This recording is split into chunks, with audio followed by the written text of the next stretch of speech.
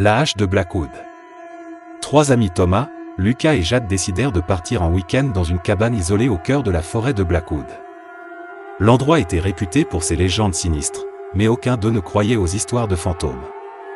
Dès la première nuit, une tempête éclata, plongeant la cabane dans une obscurité totale. Lucas alluma une lampe torche tandis que Jade fouillait les tiroirs à la recherche de bougies. C'est alors qu'ils tombèrent sur une vieille hache rouillée, cachée sous une pile de journaux jaunis. « Regarde ça !» s'exclama Thomas en la soulevant. « On dirait qu'elle a servi récemment. » Sur la lame, des taches sombres, presque noires, semblaient incrustées dans le métal. Jade frissonna. « Repose ça, Thomas. Ça me met mal à l'aise. » Mais Thomas ria. « Vous êtes trop heureux. Ce ne sont que des histoires de grand-mère. » Soudain, un bruit sourd résonna dehors. Quelqu'un ou quelque chose marchait autour de la cabane.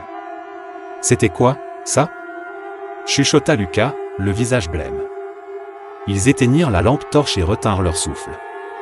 Le silence retomba. Avant qu'un coup viol ne frappe la porte. Boum. Boum. Boum. Jade recula, terrorisée. « On doit partir d'ici, tout de suite. » Mais Thomas, pris d'un étrange courage, attrapa la hache et s'approcha de la porte. « Qui est là ?» cria-t-il. Pas de réponse.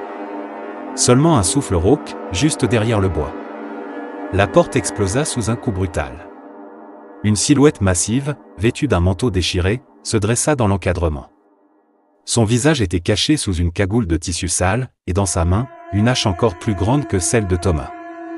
Tout bascula en une fraction de seconde. L'inconnu chargea.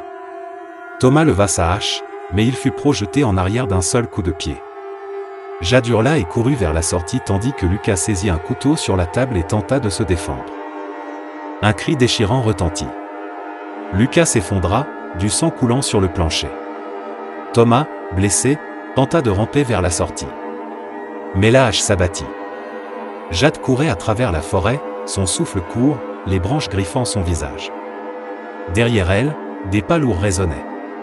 Elle savait qu'elle ne pouvait pas s'arrêter. Elle courut jusqu'à ce que ses jambes ne puissent plus la porter. Elle trébucha et roula sur le sol boueux, le cœur battant à tout rompre. Silence. L'assassin était-il toujours là? Le jour se leva. Jade était la seule survivante. Quand les policiers arrivèrent sur les lieux, ils ne trouvèrent aucun tueur. Juste la hache ensanglantée plantée dans le sol, et une seule inscription gravée sur le manche. « Reviens me voir. »